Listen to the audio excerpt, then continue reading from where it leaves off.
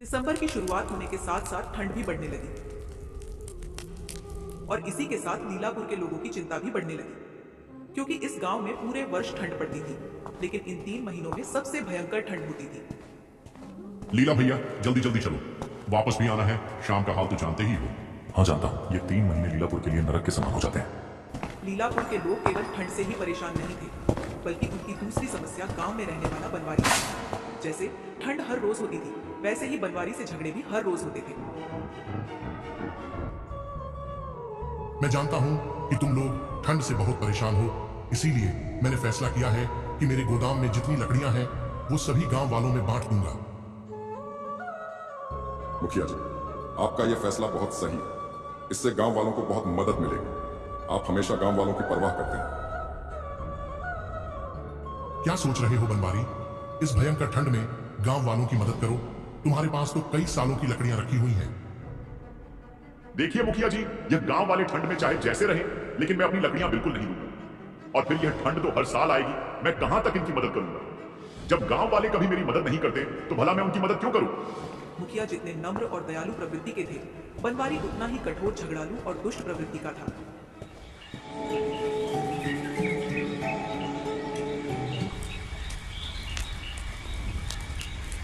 ब्रिजनाथ दादा, ना जाने अपने गांव की यह भयंकर ठंड कब समाप्त होगी। भाई बनवारी को ठीक रास्ते पर ले आओ, ठंड भी ठीक हो जाएगी।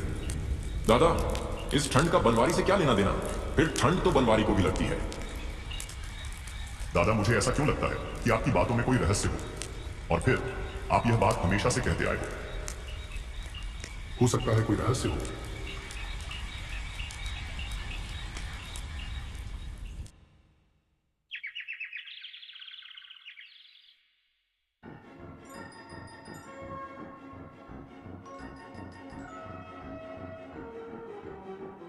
सुबह सुबह बनवारी अपने जानवरों को चराने के लिए निकला।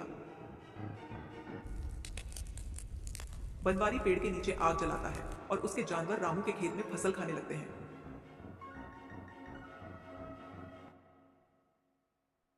बनवारी, तुम जानवरों की देखरेख में थे, लेकिन फिर भी जानवर रामू के खेत में गए और उसकी फसल पूरी तरह से खराब हो गई। इसीलिए उसकी पूरी फसल का नुकसान तुम्हें देना होगा। यही पंचायत का फैसला है। सभी लोग मुखिया के फैसले से बहुत खुश हुए। मुखिया का फैसला बनवारी ने मान तो लिया, लेकिन उसने अंदर ही अंदर मुखिया और गांव वालों से बदला लेने की सोच ली। कुछ दिनों बाद फिर एक घटना घटी। बनवारी अपने जानवर जंगल के तालाब में नहला ला रहा था।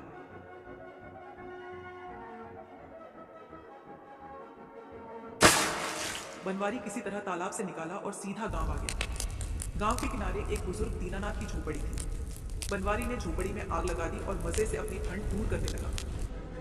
मुखिया जी, मेरी केवल एक ही टूटी फूटी झोपड़ी थी जो बनवारी ने जला दी। अब मैं इस भयंकर जाड़े में कहां जाऊं? बनवारी, दीनानाथ जी सही कह रहे हैं।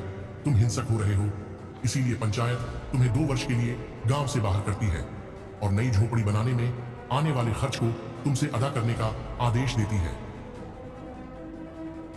मुखिया के फैसले की फिर से चर्चा होने लगी, लेकिन बनवारी अंदर ही अंदर सुलग गया और मुखिया तथा गांव वालों से बदला लेने की कसम खाकर गांव छोड़कर जाने लगा।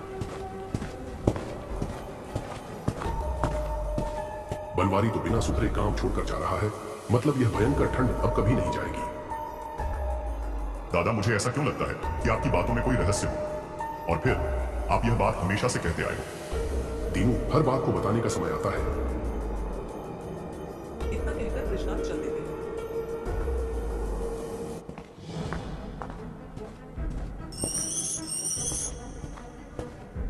मेरा अनुमान है कि तुम किसी से बदला लेने का मौका तलाश रहे हो। हाँ ऐसा ही है, लेकिन तुम कौन हो? मैं कौन हूं इससे कोई मतलब नहीं। केवल यह सोचो कि यदि इस भयंकर ठंड में गांव में और अधिक ठंड हो जाए तो मुखिया और गांव वालों के लिए कैसा रहेगा। हाँ, मैं ऐसे ही मौके की तलाश में हूँ, जब मुखिया और गांव वाले बिना पानी की मछली की तरह तड़पे और उनकी मदद करने वाला कोई ना हो। तो फिर अपने पास पड़ी पोटली उठाओ। इस पोटली की जितनी रेत तुम जमीन पर डालोगे, गांव में उतनी ही ठंडक बढ़ेगी और यह ठंडक पूरे 3 महीने रहेगी। बनवारी रेत की पोटली लेकर वापस गांव चल दिया।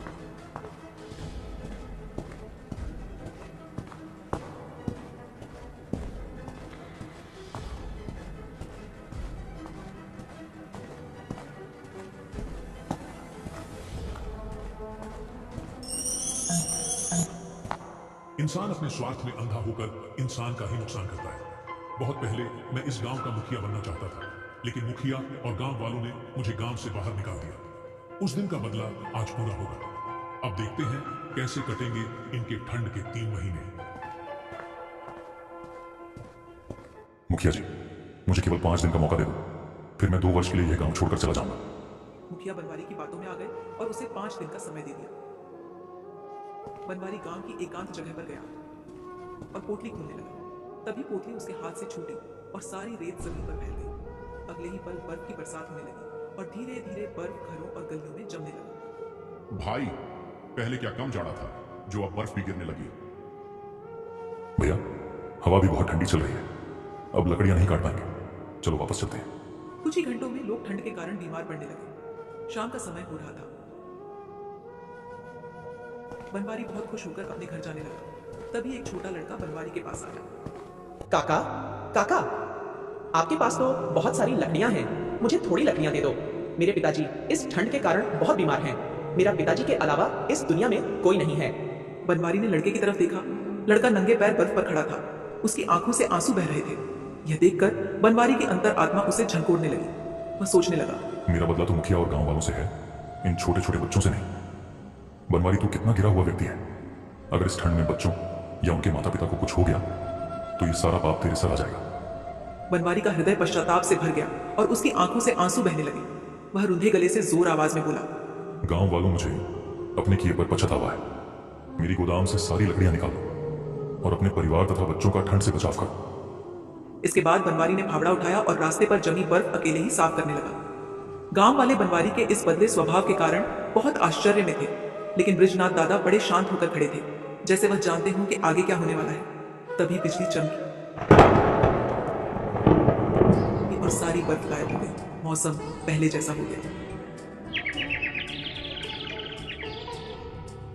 ब्रिजनाथ, यह क्या था? यह कैसा चमत्कार है? क्या तुम इस रहस्य को जानते हो? हाँ मुखिया, बहुत वर्ष पहले अपने गांव में एक महात्मा आए थे, लेकिन गांव वालों ने उन पर ध्यान नहीं दिया और वे भयंकर ठंड में पूरी रात एक पेड़ के नीचे बैठे रहे। सुबह जब महात्मा जाने लगे तो उन्होंने कहा, जिस तरह मैं भयंकर ठंड में बैठा रहा हूँ, उसी तरह अब इस गांव में वर्ष भर ठंड होगी, लेकिन ठंड के 3 महीनों में बहुत भयंकर ठंड पड़ेगी। मैंने महात्मा के हाथ जोड़े और बहुत विनती की तो महात्मा जी ने कहा, जब इस गांव का सबसे दुष्ट व्यक्ति सुधर जाएगा तो मेरा श्राप भी समाप्त हो जाएगा, लेकिन तुम यह बात किसी को नहीं बताओगे, अन्यथा इस गांव की ठंड कभी नहीं जाएगी। इसीलिए मैंने आज तक यह बात किसी को नहीं बताई, लेकिन ईश्वर की कृपा से आज सब कुछ सही हो गया है।